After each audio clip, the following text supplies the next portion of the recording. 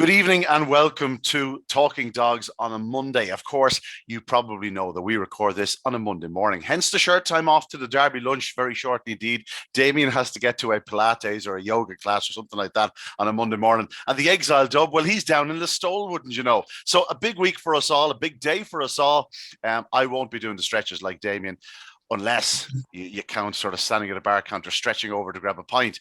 That will be me at some point when you're probably watching this. But listen, we have the Boylesports Irish Greyhound Derby to look forward to and to reflect on, because on Saturday night at Shelbourne Park, we had two absolutely tremendous semi-finals. And it's safe to say it was a real Shelbourne Park glory night, because the place was packed, there was a great atmosphere, and the racing was something stunning. Tommy Lyons, you were watching from your exiled base. How did Shelbourne Park come across on television?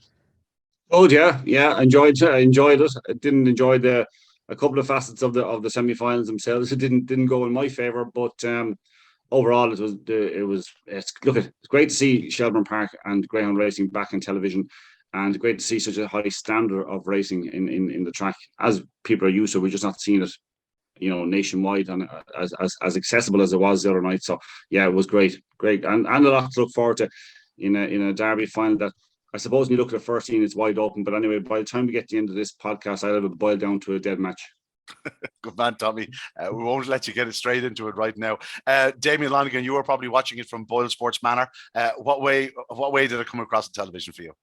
I thought some of the camera angles are absolutely fantastic. Yeah, when the lights were showing, the head-ons going to the corner, and just I thought it got all the good side of Shelbourne Park. And look at I thought one time when Barry and Evan were talking and they were singing, was it Ole Ole in the background, like, so that was good. It seems like there's great atmosphere there. Yeah, sure was a great atmosphere at Shelbourne Park Saturday night. And safe to say it'll be an even better atmosphere on Saturday night coming, because we are looking forward to a tremendous final. And Tommy, that's exactly what we have. It's an absolutely top-class final. Obviously, you would have liked to have gone a different way. Perhaps I would have also, for financial reasons. But listen, that's by the by.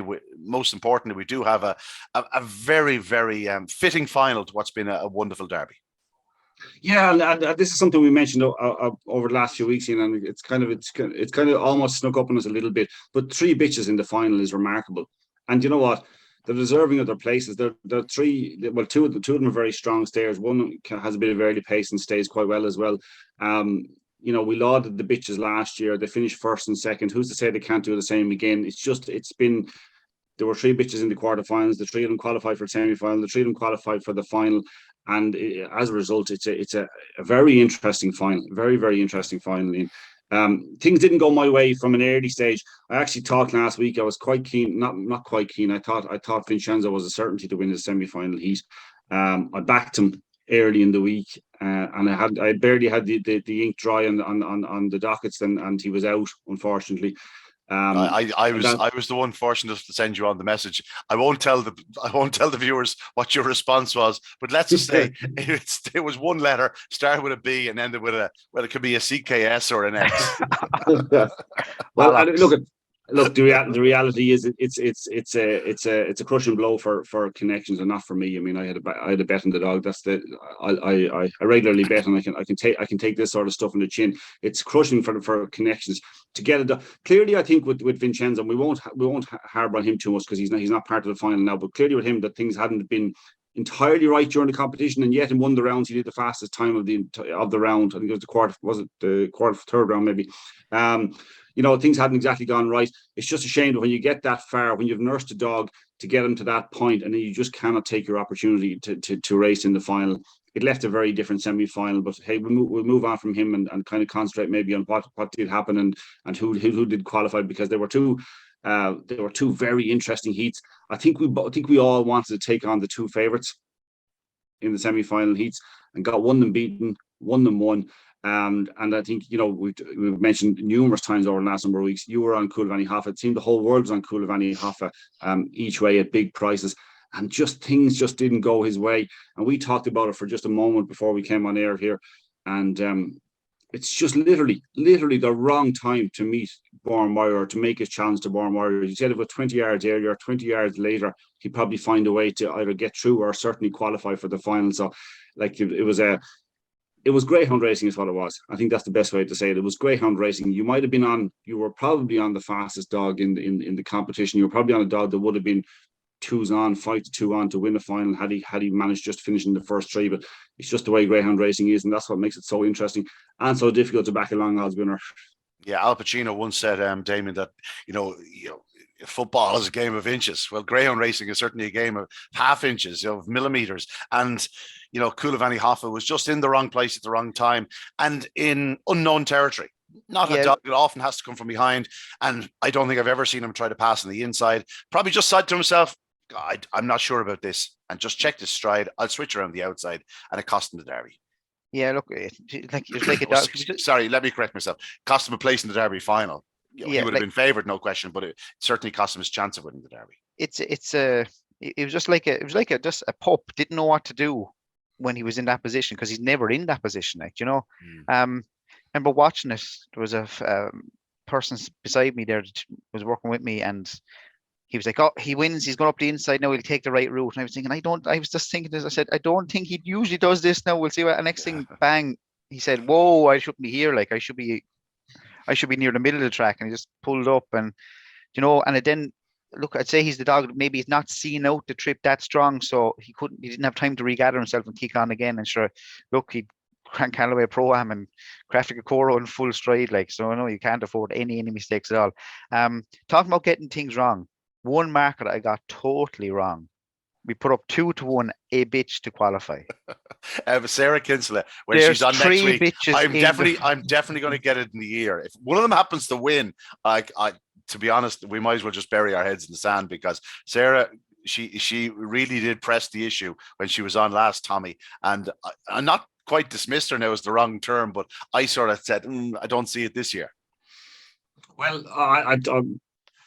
I did say after the first round that I thought Crafty Cocoro, watching her, that was a bitch that would be in the final, just because that level of performance and the quality she has. And I didn't know at the time what the sectional was, and I still don't know what the first round sectional was, but I know her subsequent efforts have been absolutely ridiculously good.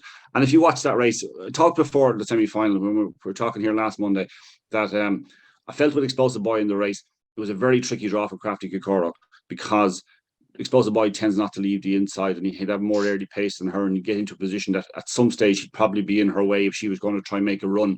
It did happen just off the second bend. She broke very well, just got a little bit outpaced, and then got kind of just held up in a run off the second bend. I thought she ran a remarkable race yet again to qualify, because she's definitely 10 down halfway and probably 8 lengths to the crown of the final bend.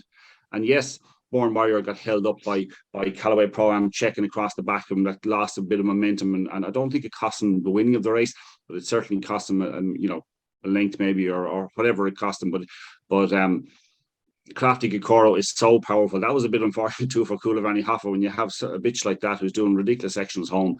That's she's probably 4 or 5 lengths behind him down at that point, and still gets up to comfortably beat him in for a qualifying spot. And Born Warrior, in fairness, we talked last week about it.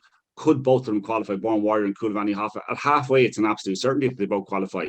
Yeah. But this is why we kind of thought it mightn't, because of the way it's set up for maybe stayers, the potential for a bit of a clash. But we thought the clash would happen earlier, though. We thought the clash would sort of happen around the first 2 bends. Well, I made a point in a preview on Saturday that I felt, if you look at the sections of the more recent rounds, okay, things can happen, whatever. But I think, right, without knowing exactly what last Saturday night sections were, the semi-final sections were, what I had read from the previous week was there was about a half a length between them to the first bend, which favoured Born Warrior. There was and then it had switched to a half length in favour of Coolavani Hoffa by the section down towards the third bend. But when you're on the outside out of a dog who goes wide early, yes, he's tight at all the bends, Born Warrior, but he goes wide early. That half length is gone. That length is gone. You know what I mean? You've got to make that up some way, because you're easily going to. Yeah, exactly. You're easily going to lose at least that length by having the dog on your inside and having the track differently than you normally would, stay a bit wide and wherever else. So I was thinking that down to the third bend, Coolavani Hoffa probably wouldn't be in front. If they both broke to the best of their ability, Coolavani Hoffa would be second, a close second, and you're thinking if he can avoid trouble, he'll just prove that bit stronger than Born Warrior later on. So it's just unfortunate the way it happened down where it happened. It's great. You know what?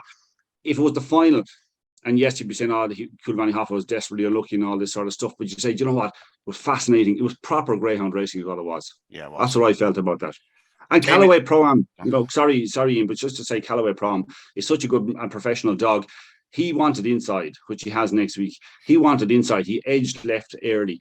And I thought at first, when I watched it the first time, my instinct was, God, he got outpaced early by two specialist early pacers. I watched it again and again. He was edging in and got a little bit of trouble, and that checked his momentum going to the bend. So, okay, he might be a length or two behind Born Warrior at the bend next week, but that'll be close enough with it. Yeah, it would be a lot closer than it was on Saturday night, as far as I'm concerned. Damien, I was just about to say, we're a few minutes in here. We've scarcely mentioned Callaway Pro-Am, the unbeaten greyhound in the final, the dog that's going to race from Trap 1, bidding to give Owen McKenna a third victor, second in 2 years, and another one that's bidding to go unbeaten through the competition. He's going to be favoured for the final, as far as I'm concerned. And yet all the talk has been about the front two in the race, Born Warrior and Kilvanny Hoffa, and that incident at the third bend. I say incident, it was just racing. It wasn't if you come in and hear the term incident, you think something extraordinary is after happening. It was just one of those things where dog checked, that was it. Kilvanny Hoffa, or Callaway Pro-Am, should I say, he has done nothing wrong. He's improved through it. He's the most striking greyhound with his colouring, the way he manoeuvres. But a lot has been said about, the race was sort of handed to him a little bit. He almost put his head back. He put his ears back and he drove. When he saw that opportunity, it's like he found an extra gear. For me, it was the maneuver of a greyhound that he now knows what it's about. Yeah, like, look, he does a 348 sectional, right? But he's rubbing off a dog from the word go. You mentioned the head-ons. It was very obvious from the head-on. Yeah, look, he's rubbing. So obviously he's not in full stride. Like, he's not in full motion because he can't. So, like, that's still a decent enough section when you're rubbing off another dog. Like, so if he can do his he can get down to doing his 342, 41, which he's well capable of, like, I think he could turn a lot closer to maybe a length to Born Warrior. And yeah, as you said, like, he's a dog, like, usually if a dog gets to a final of a derby unbeaten, he's a sexy dog and the whole place is talking about him. This fella just, he goes off 5-1 again last week. Like, yeah. He's available at, what if I had said to you at the start of the week, Explosive Boy would go off a shorter price than Callaway Pro-Am, you'd have had me committed. Yeah, was it similar the week before? We were on the podcast. Same two dogs. We were on the podcast, and you were looking for 11-8 and whatever. And I think was 11-10 or something. We went Callaway Pro-Am. Next thing on the night, 9-4, Explosive Boy 10-11. It flips, totally flips. Like, Yeah. Explosive Boy goes off favourite. So it's just I don't know what people's opinions on the nights like. But for a greyhound is unbeaten. I said he's the third greyhound we're talking about in the podcast today. Like, but look, I think he's perfectly drawn. Like, I'd be honest with you, every dog, I can't see a dog in the race that's badly drawn. Maybe Switch, Breeze Wedding and Ballymacfin, but I don't think that makes much of a difference. But every dog in this final it's perfect draw. Normally you're like, oh geez, this fella's very badly drawn. It's a perfect draw in the sense where they should get a reasonable run and whatnot. But I have absolutely no doubt the connections of Ballymacfin would prefer to be in drop 1, because that would certainly increase his chances of winning. But does he not move out? Well, he might, but that's worked in his favour. I don't think it's a hindrance to him. I think 1 is where he's broken best through the Derby. And if I let's say was on Ballymacfin anti-post, I know I'd want him in red. Yes. But I don't like. I'd say that I thought maybe he was breaking. He was moving out to maybe lane 3. But as I said, he might break better from the inside. He definitely does tend to step out a small bit. But getting back to Pro-Am, I honestly think that he could turn very, very close to Born Warrior. Like, he could be right on his heels. He could be close enough that Born Warrior runs such a remarkable opening 2 bends that he's unlikely to slip up his inside off the second bend, but he could still be right there pitching just in behind Born Warrior. Yeah, but I do think Born Warrior has more pace from the second bend to the third bend, so he might hold him.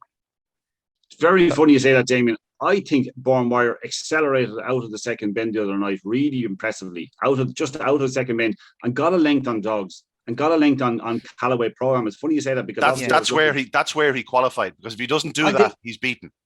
He like Bourne Warrior gets quite tight into the first bend, even though he goes wide on the run up and kind of stays out in the run. Then he dives across. He comes across the bend. He doesn't dive across. He comes across the bend quite tight. Does the same thing at the third bend. And I just for Callaway Pro-Am's best chance, right? Well, obviously if he leads, that's his best chance. But his second best chance is if he's a length behind at the first bend and lets Bourne Warrior do what Bourne Warrior wants to do. In other words, cut across and then accelerate off the second bend and maybe take that second length out of him and give him a clear run behind him. I think that's the best for Callaway Pro-Am, because I just think that's funny you say it, Damien. I just thought the same thing. Just out of that, I don't know whether it's at second to third bend. I think it's that first 25 yards out of the second bend. He's fierce impressive. It's also his racing line. He's carrying his momentum. He runs such a remarkable corner. He carries his momentum into back straight. I would imagine if you're a Callaway Pro-Am backer, you'd sooner be 2 lengths behind him into the third bend than a length behind him into the third bend. Yeah. And for the reasons we saw the other evening. Yeah, and then like Joe, if he's been in 2 at the third bend, we all know what Bourne Warrior does up the home straight. He actually kicks on again. He can find again after he does his little jink to the out wide. So it's not. I don't think he's a dog that's basically not staying. Like we've seen a lot more There are dogs in the race that stay better than him, but you can't call him a non-stayer. No, it's just the fact that he does throw that length and a half, 2 lengths away off that final corner. That's just his racing line, and you probably will never change him. No, because I remember I text John Mitchell, I think after the plate final, and I said, geez, it was a semi-final or the final plate. He really done it? And I just text John. He said, yeah. He said, look, he went down to Kilkenny, ran a few times, thinking, the narrow track that he mightn't, but it doesn't make a difference. Like it's just his style of running, and that's what an interesting dog style of running. Remember, Owen had Droopy's Agassi. Yeah, and he's a carbon copy of him. He's a carbon copy of him. But I think Owen brought Pat Dalton had an inside track, the hair in the inside track in Golden. Next thing, gave him a scooter around the inside here just to see, and he railed like a cat. Yeah. Took him to Shelbourne then 2 weeks later. What happens? Wider than back never. Out again. That's what he does. Like, there was no, it's like you, and you're never going to change. Like, as much all your flaws. I know. We can take you to see as many psychiatrists. What you're saying is I'll always be a great fella. Is that what you're saying? You're a beep. You're a but. But it's just their style of running, and that's it. Like, and as a few people are saying like he's not I think he's actually getting the 550. He does. He is. Yeah. He's getting the 550. Like, but it's just a little jink, and that's where his Achilles heel is, and that's where dogs crucify him. Like, but come here. I was just going through a list there from the last couple of years, right? Derby winners who lead, right? You have Susie Saffir led, Newen Taylor led, Bocco led, Ballian Sim led, Good News led, Rural Hawaii led, Ballymacmath turned second, didn't need to Farlow Blitz. Did Bocco lead? Did Run Happy not lead down the back straight in that Run Happy led, sorry, yes, that's it. But like normally dogs who win the Derby winners do lead. Like, it's hard to find one that comes from, like, you're going back to. If you're clinging onto your Crafty Kokoro docket, shall we say, you're looking at Shelbourne Aston, College Causeway, even to a point Skywalker Puma, dogs like that. Yeah, so like it's we're going to go to Shelbourne Saturday night. How many times have we seen track records broken on Derby final night? Derek and Dave and the lads will have the track in absolutely. Yeah, myself and Tommy spoke about this while we were waiting for you to get your yoga gear on. The track the other evening was as quick as it's going to be on Saturday night. The Hawkfield dog does a record 15.66 to the third bend. I can't see how it'll be running any quicker on Saturday night coming. But the track is going to be. If weather's okay, the track is going to be absolutely hopping. Yeah, and but that doesn't mean that Bourne Warrior still won't do off the last bend what he's been doing. I know, but Bourne Warrior is well capable of doing 29.40. Like, do you know what I mean? And he has it done. Like, so. Look, anytime you look at it, you're thinking, Bourne Warrior leads and wins. The only thing that I think is certainty is Bourne Warrior leads Saturday night.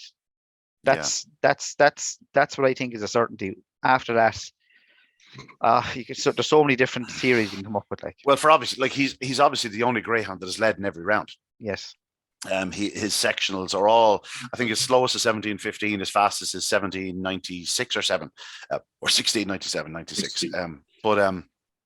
He's been remarkably consistent to that third bend, and he's been remarkably consistent from the third bend. And we always said it, we've said it a few times, he doesn't do time. And by that we mean, like, he's never going to do a 29:10 or a 29:15 running the way he does. But as you said, Damien, off the front, you can always win a derby. Any little traffic in behind, and the derby could be left him. But there is also a scenario with the draw the way it is that something is going to turn very close to him on his tail, and when I say very close to him, certainly within 2.5 lengths. That's the 3 runners that ran the opening semi-final. Let's move on to the second semi-final, because there was a chance that if Ballymacfin had drawn the inside, he may well have started favourite Derby final. Marie's Wedding ran a remarkable race again. She has just come through this Derby, and she's just improving all the time. And then, of course, Droopy's Nice One. We did highlight her last week. She's running with real purpose. She's probably just not quite sharp enough, in a sense where she can go up well, but she probably doesn't go up well enough, because she does tend to stay wide and give away that length or two. And then she tries to make it up on the home straight, but doesn't do enough in the middle to get back into a winning position, shall we say. Now, that's not to say the Derby couldn't be run to suit her. If she found herself in a position where she was 2 or 3 lengths behind Born Warrior at the third bend, let's say there's been traffic on the inside, she could easily pick him up, although she's going to have to try to go around them. That's her style. Anyway, let's get back to the 3. Ballymacfin races from trap 4, but he ran a blinder the other evening, Damon. You spoke of the head-on again, that camera. He seemed to come up a little bit in boxes, but once he hit the ground, he got racing. And he was still behind Marie's Wedding into the bend, but a remarkable maneuver, gave her a clip and went on in one movement. Cost him absolutely zero momentum, and he just took off. And then, most notably for his backers, long odds certainly, is he stayed on really strongly to the line, something he hadn't done a week earlier. We had suggested that you probably should ignore that run and go back to his 29:32 and 26 run. And the other evening, he set the standard in semi-finals, and he is a very deserving finalist in the Boylesports Derby. Yeah, Marie's Wedding, if you switch the draw, we might have had a different result. If we put him in 3 and Marie's Wedding in 1, there's every chance Marie's Wedding could have been around in front. But I was watching that semi-final actually a bit more than the first semi-final. He's like a jealous type of a dog. Marie's Wedding came to him at the third bend, and he found a length or two. Yeah. Just as if he knew she was coming and kicked on again. Like I have him down as a very, as a dog. If something comes from him, he'll pick up and go on again. Because like Marie's Wedding was absolutely motoring into the third bend, and it looks like I suspect, and they are brother and sister. I suspect they were running a very similar racing line as well, and she sort of just found herself staring at his backside, going, "Where do I go here?" And off the last bend, I feel she wanted to keep the same lineman as him, but he was there, and she switched off wide, and she probably threw away a length at that point as well. But like, she probably didn't come home as well on Saturday night as she had done the previous round, but she had really, really raced to that third bend. Like, she was really getting after the leader. Yeah, she was absolutely motoring. I said, like, if it's reverse the draw, she would have been very, very close. She might have went around in front of it, and that would have been a race then. Like, but oh no, Ballymacfin, look, he's a dog. Only came to light around Champion Stakes time. Did he win a race the night of the final or the night of the semi-final? Like, he showed plenty of ability before he showed plenty of ability in the Lee Strand, but he was by some margin the second best dog in the Lee Strand. But it was when he came to Shelbourne Park that he showed real pace in a couple of races where he was missing the kick and flying up and finding traffic. But then he got loose one night. I'm not sure the night as well, Damien, but you're right. Yeah, that's sort of when he came to prominence. It was only a matter of weeks before the Derby. Yeah, and like, it's interesting, like the section of the first semi-final, or the second semi-final, was 3:47. So they weren't racing as maybe as hard as the first bend as the first one, but no, just look at up the home straight. Then he kind of swings out again. He's probably just as comfortable. Maybe that's just his racing line. He's not a dog like a Pastana who's going to hug the rail, but he does swing off up middle of the track. But look, he's a dog. I just think I think the pace when Marie's Wedding came to him at the third bend, found that extra 2 lengths in a couple of strides. Like, that was very, very impressive. Like, he can just go from 50 to 6th gear, very, very quick. Like, so that was one thing I thought found very, very impressive by McPhee on Saturday night. Tommy, your thoughts in the second semi? Yeah, he missed the kick or whatever happened on the traps. You suggested he might have gone up with them slightly. They're funny that they're little comrades, because Mary's wedding, even from 3, she wants to edge off right from 3, which she'll do in the final as well. I thought he ran very well, but I still felt it left a couple of questions. Now, the beauty, if you've backed him or if you're connected with him in any way at all, he the night he was second to Good Cody, when he didn't lead, he ran his heart out to get to Good Cody. He ran a superb race in defeat, doing 29.32. I think 29.25 was Good Cody did that night. Yeah. Beating the length and running hard to the line. So like it was a step up on his effort in the quarterfinals, in the sense that, as Damien said, he stayed strongly, and I think that's what you need to be encouraged by, because I think he is a tricky draw in the final. But do you know what? When you have as many good dogs as Liam Dowling does, and dogs capable of doing these sort of times for fun, you want them to be getting into the final and having their chance in the final. And he is, like, if he won the final Saturday night, we'd be saying, you know what, we had a good Derby winner. Yeah, because he is a really, really good dog, and he's a pup, and he can improve, and he could be here next year. Although I often think that a Derby takes so much out of him, so much winning, that if you get to one Derby final, it's hard enough to come back a second time. Yeah, it was something I was going to come to. Like, it was won by a November whelp last year, and we have a couple of November whelps in it this year. I think it's increasingly, and listen, don't get me wrong, I know Explosive Boy was a semi-finalist, and Skywalker Barry was still in the scene, the semi-finalist, Gord Kelly Nesser and all. But I think you get one real good shot at it. I think it's a one shot wonder, and I think youth is probably an asset these days more than it used to be in the past.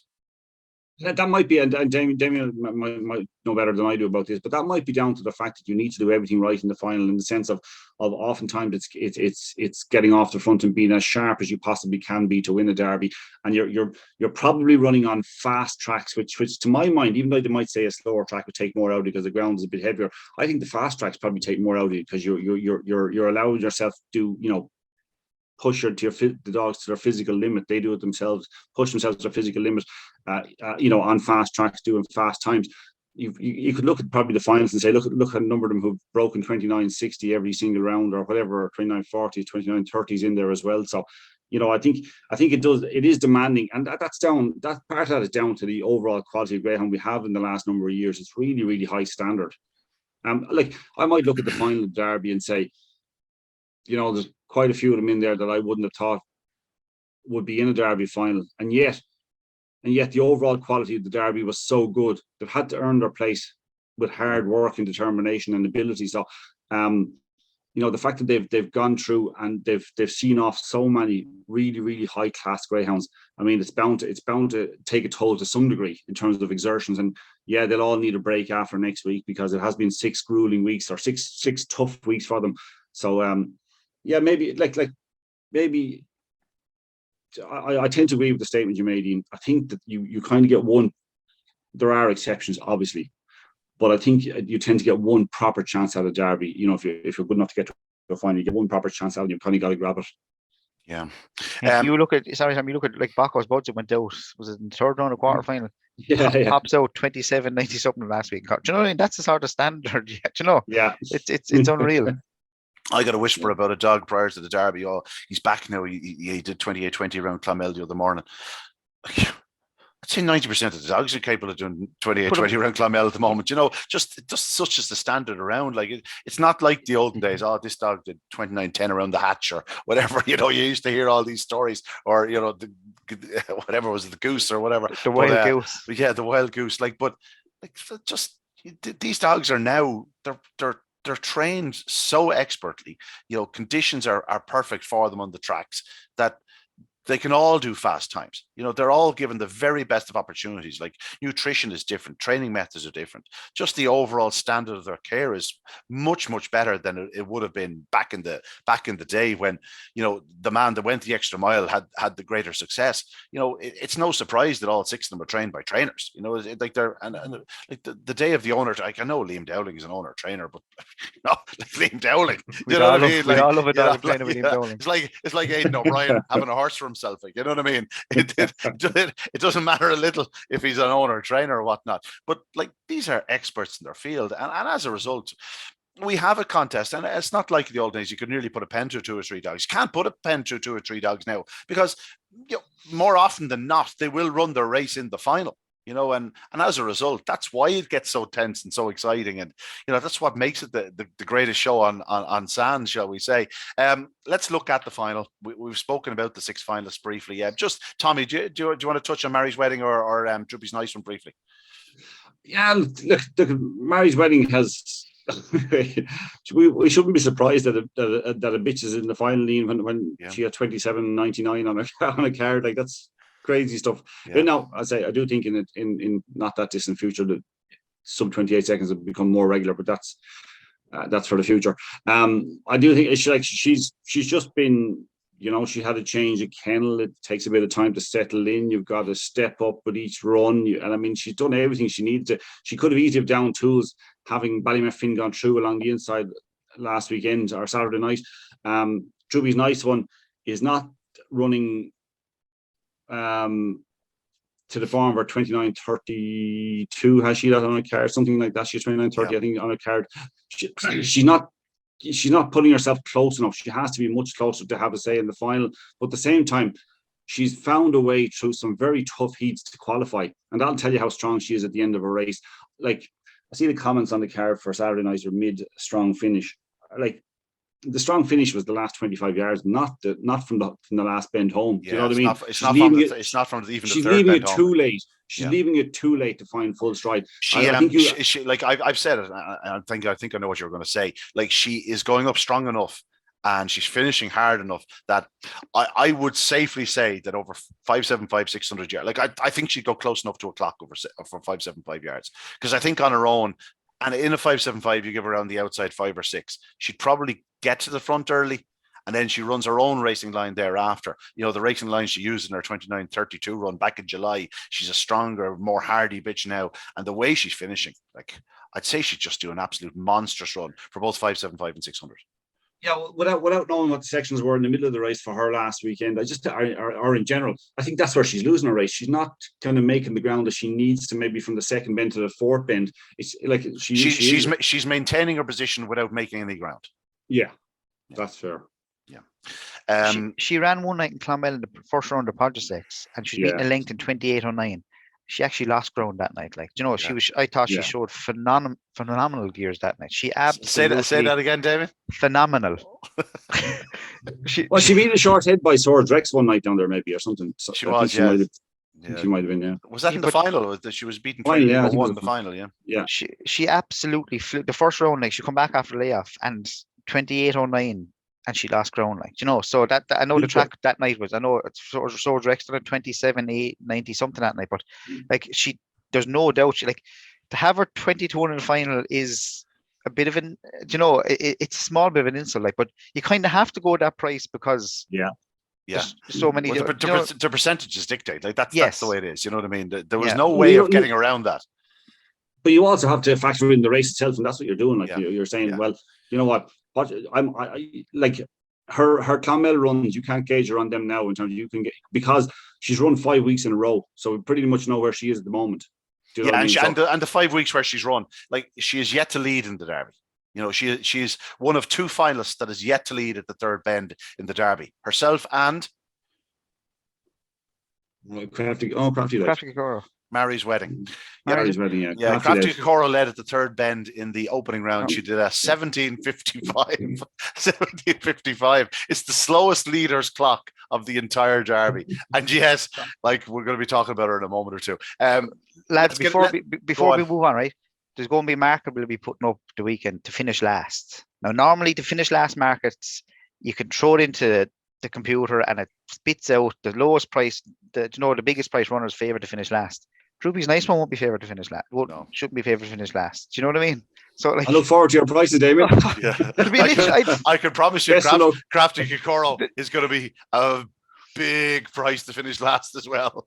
like it's, but you know, that's what the algorithm spits this thing out to. You know, they go by the prices. So the favourite obviously will be the outsider finish last. Like I don't know how I'm losing sleep over this. Like what? Listen, we're going to move on. We're going to move on because Damien, you have a Pilates class in about 25 minutes. Let's get into the final itself. 4 Droopy Sydneys. It's the only time we're going to mention it. It's just remarkable. He's just an incredible sire. The 3 qualifiers from the second semi-final were all sons or daughters of Droopy Sydney, and add to them Crafty Kokoro from the opening heat. And we have a wonderful decider. In 1 is Callaway Pro-Am. In 2, Crafty Kokoro. 3, Mary's Wedding. 4 is Ballymacfin. In 5, Born Warrior. And out in 6 is Droopy's Nice One. Tommy, you make it a match. Talk to us. Yeah, I do make it a match, and I've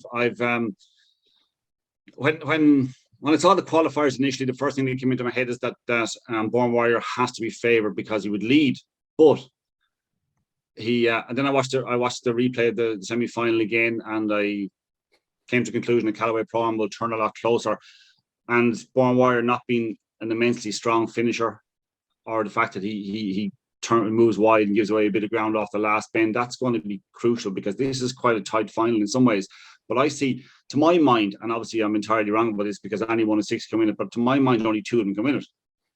Callaway Pro-Am, if you watch him from trap 1, might have been the run before the Derby, maybe.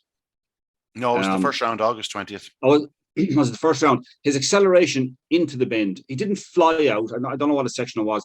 He didn't fly out, but just visually, he seemed to quicken into the bend and use the inside line beautifully.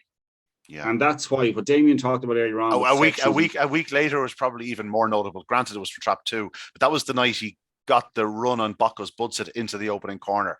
He really stuck his neck out and went, no, I'm getting here.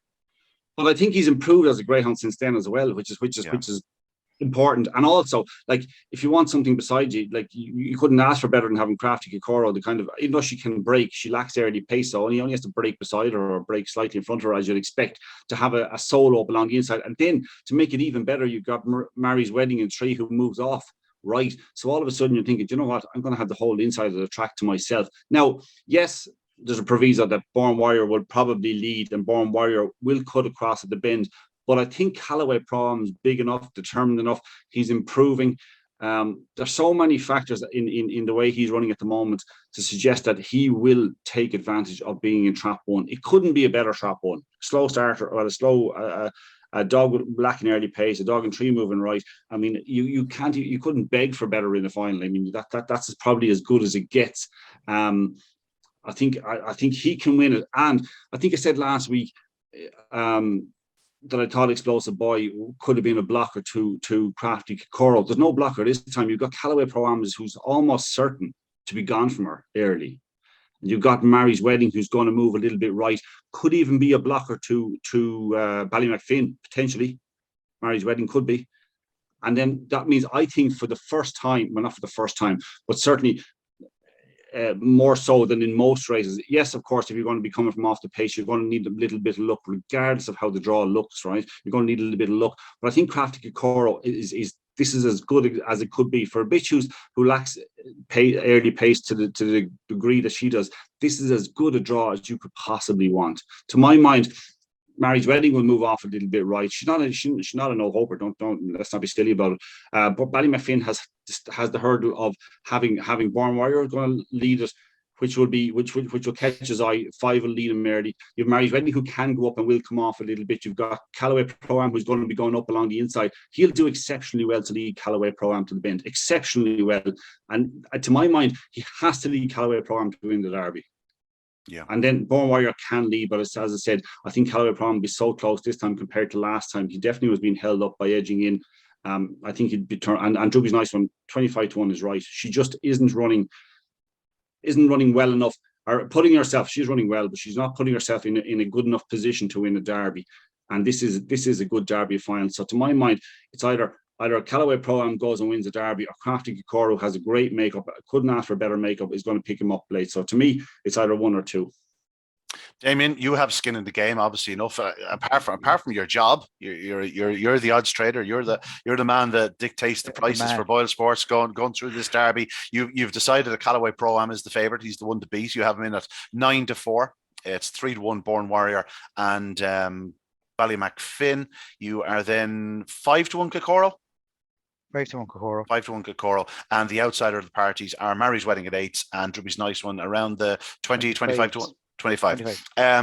Callaway Pro-Am, though, is trained by your great pal Owen McKenna. You obviously have been his main man there, like the brains behind the operation. The brains behind the operation for many years. Don't make it public. Listen, just keep that to yourselves, folks, okay? That Damien is the brains behind the operation. So you're more than familiar with the Greyhound. Obviously, you're more than familiar with the man at the end of the lead also.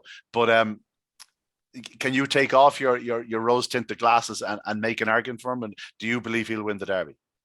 Oh, I think he's got every chance to win the Derby. Like that. I think if you say he's rubbing against dogs in 3:48, surely with a solo he can go do another shave a length off that, and that's all he needs. That's what he needs to do to win the Derby, and he's more than capable of doing that. He's a young dog. I think Owen didn't get him that long before the Derby, so didn't exactly know much about him. But look, I think we got him. He was I think he was in unreal condition coming in from Liam Peacock. It was the dog. Well, I seen him a couple of days after coming. He was a credit to him. He's just after settling down now. He's really after maturing, you could say, over the last, say, 6-7 weeks. And talking to him after he was coming out of Junction 14 the other night, he was hopping. The dog was leaping over his skin. Sunday morning, how's the dog? Grand. Do you know that's as much as you're going to get? Like, do you know what I mean? Like the similarities in the sense where not so much really in their terms of styles and size and coloring and everything like that, but just the coincidental, shall we say, like Callaway Pro-Am, he's still a puppy. Okay, he's a September 20, but he would qualify for the Juvenile Derby, shall we say. He's gone unbeaten through the Derby. He's going to race from Trap 1 in the Derby final. He's trained by Owen McKenna. It's striking, that Owen now has another dog in Trap 1 unbeaten for the third year running. This is a final where he has a dog unbeaten through the competition. Pastana was obviously unbeaten going into his final. Obviously, we know what happened there, but Susie Sapphire last year, Callaway Pro-Am this year. The fact that, he only got him a matter of weeks before the Derby, like his last start before the Derby, he was beaten 5.5 lengths by Fernandez, dead heating in second with CryptoPunk, in a 29:40 run at Shelbourne. That night, he showed loads of boot down the back straight, caught the eye, but we thought he was going to be a strong running, nice youngster. I see Kevin and myself have sort of been not scratching our heads per se, but we hark back to that first night when he won in 29:64, and we just said, yeah, he's just a really nice dog going forward. When he gets knocked out of this, he'll go for the Juvenile Derby, and here we are a matter of weeks later. Like, Owen hasn't had much chance to actually do any proper training with him per se. He's just obviously a dog that's flourished at his 2 years of age, just loving the fact that he's getting racing week after week over the 550-yard trip, which is perhaps ideal for him. And he's probably a dog that's just arriving to the very peak of his powers at just the right time. Yeah, look, he must have settled into Owen's way of training, and it obviously suits him. And when he does really, he really comes to his own this time when he gets to this later stages of the Derby, like, and I don't know how the dog settled in so quick and to his routine. And look, it always helps the dog settle when they're racing, doesn't it? Yeah, oh yeah. Look, he had to get stuck into him straight away because he'd no time. Like, he couldn't leave him there for 3 weeks now to settle in. And no, he was literally, I'd say, he was going straight away. He was bought out of a final in Clonmel. Pro-Am.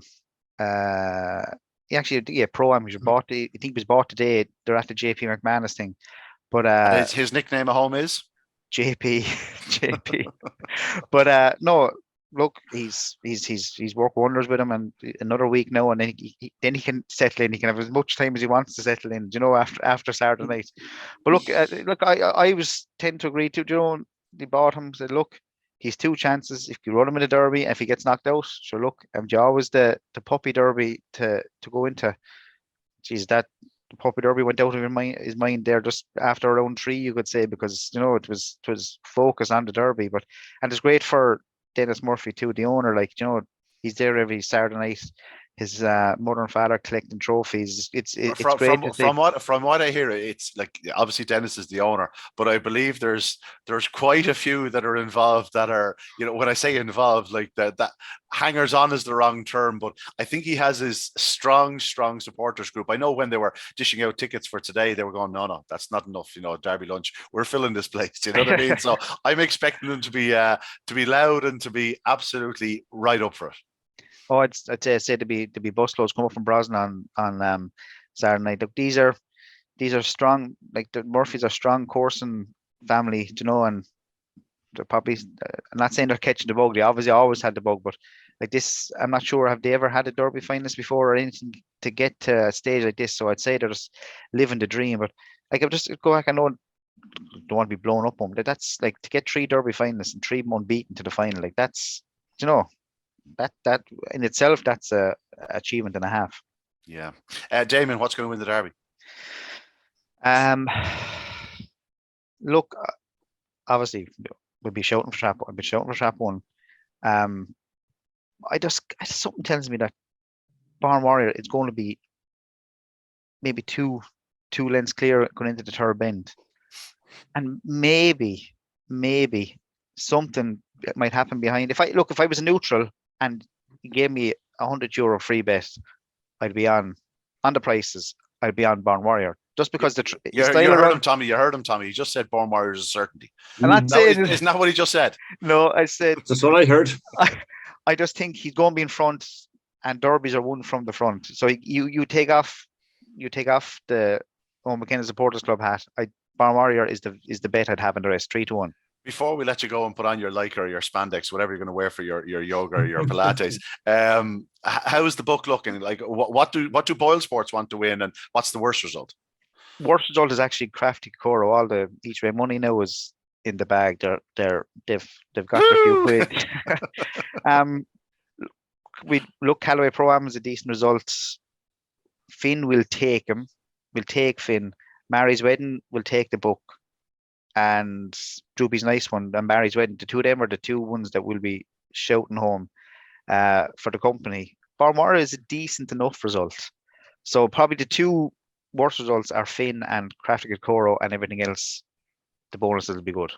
Good man, Damien. You're off to the Barbados Stadium here. That's why he's getting the body ready for the beach, Tommy. That's why the Pilates, Go ahead, Tommy. I just think that, just going back to a point Damien made earlier on about Callaway Pro-Am, I think he hasn't caught the imagination because people knew nothing about him coming into the Derby. Effectively, like Owen probably knew little about him, so how can anybody else kind of looking on? I tell you what, for a dog to achieve what he's achieved so far, regardless of what happens on Saturday night, right?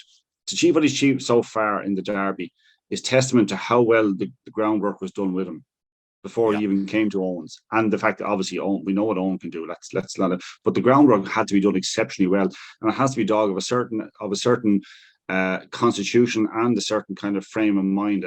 A kind of a dog that's happy to do his work and whatever else needs to be done. Like, so, I mean, it's testament to Liam Peacock and to Owen McKenna. The dog is here in a final, whether he wins or not. It's a serious performance. Like, I'm looking through all the finalists here on the screen, and like, if Barn Warrior won it, would you say it was a really good Derby winner? Of course you would. You say there's a dog that had exceptional early pace. Wow, he was great to watch. He was able to more than match Coulivanny Hoffett. God, that takes some doing as well. Like, do you know what I mean? We've got really good finalists. I know I'm trying to break it down into smaller pieces, because that's the purpose of being on here, is to try to give some sort of opinion. I think it's a match 1 and 2 in the final from my point of view, but like, I'm not.